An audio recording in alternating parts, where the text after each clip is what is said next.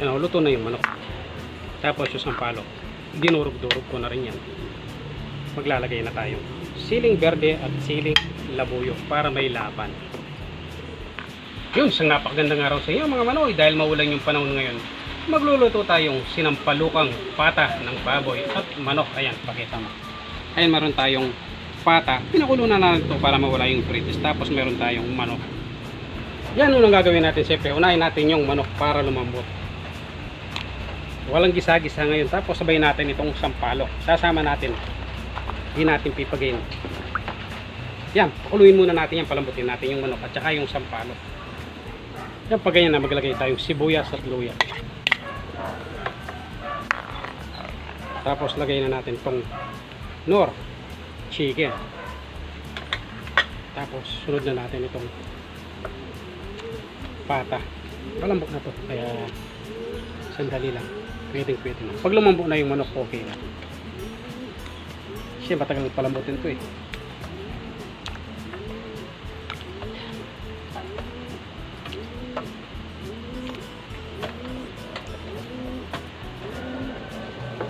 Yan, timplan lang natin ng pampalasa.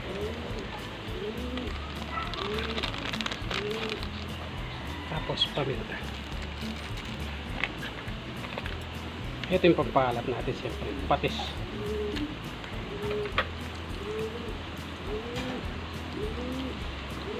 Yan, pakuluin muna natin yan. Yan, luto na yung manok. Tapos yung sampalok, dinurog-durog ko na rin yan. Maglalagay na tayo siling berde at siling labuyo para may laban. Yan, bigyan lang natin ng ilang minuto to. Yan, makalipas yung 10 minuto, eto na siya. Pwede na to. Alam nyo na yung kasunod yan. Yan, ready na ang ating sinampalukang pata ng baboy at manok. Siyempre, bago natin simulan yan, magdadasal muna tayo.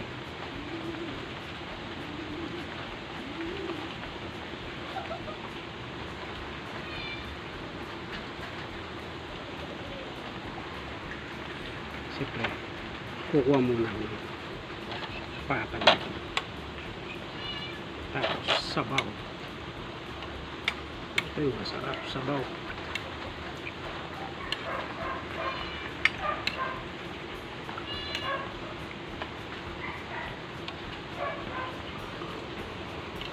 Iba talaga yung asim ng sampalok. Tapos mayroong konting lasa ng laya. Ay, luya. Sa Kapampangan pala, laya. Sarap talaga. Dito na tayo sa pata. Kain po.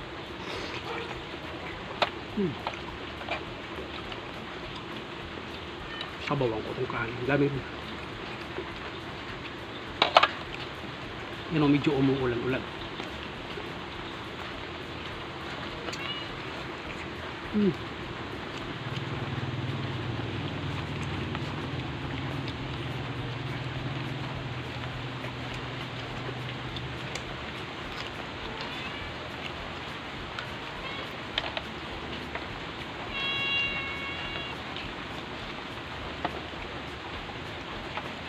Ito tayo sa manok.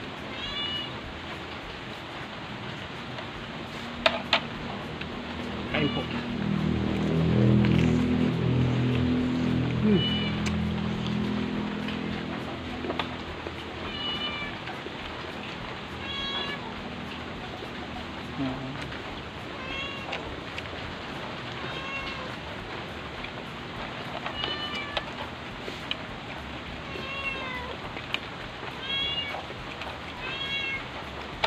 Sarap ng sabaw. Ito muna sa sili.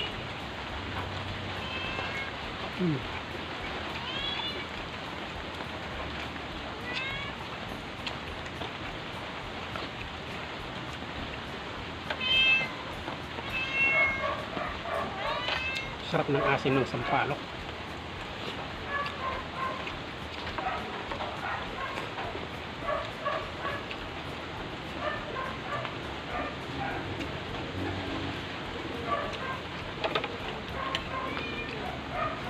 Ano sabaw?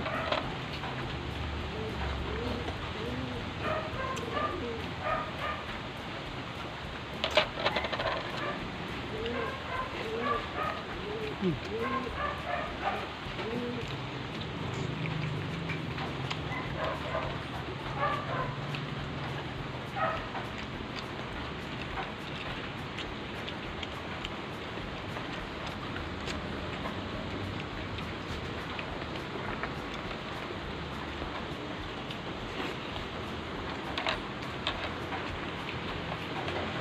Solid.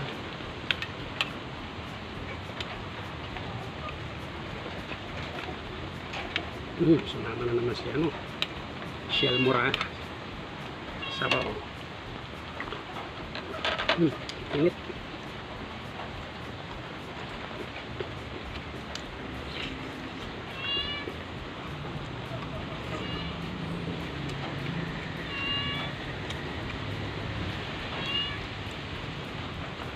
Ito makakain.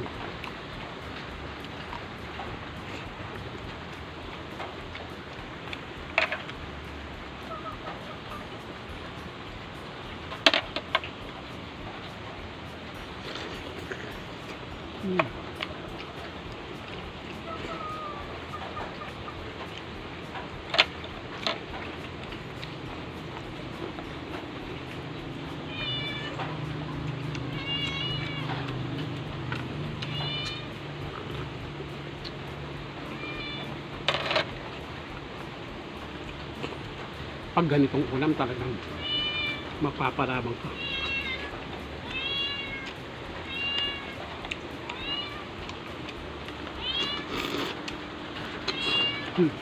Sarap ng bumaro.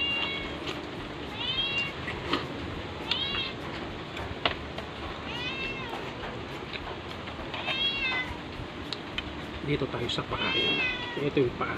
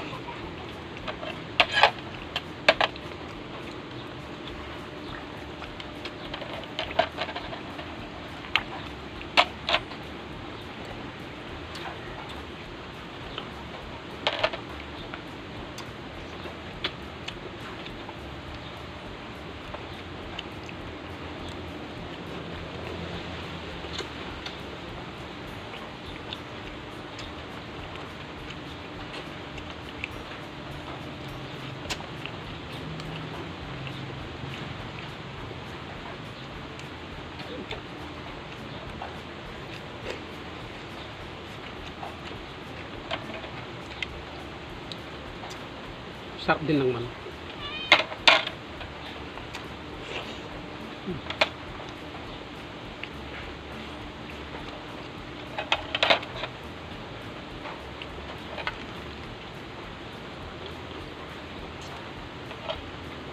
Sabaw pa lang, mabubusog ka na.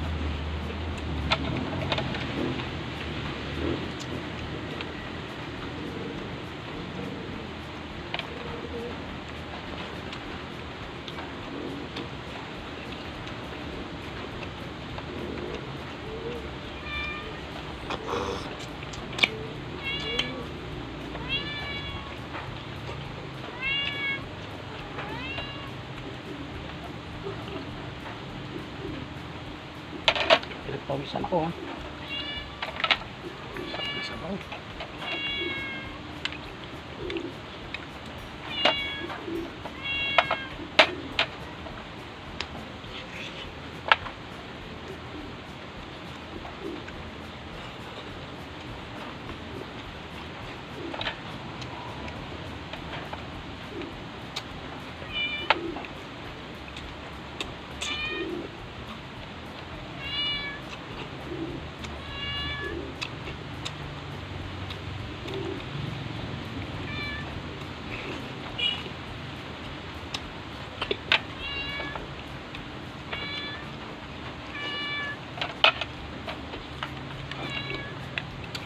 bitbitin sa kanin. Pero mamaya, re-resbaking ko pa to.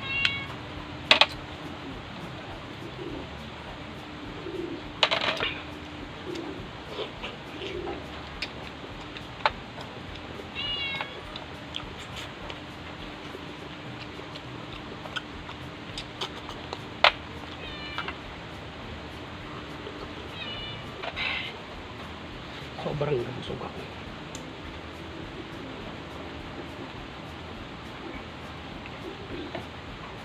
Ay, maraming salamat.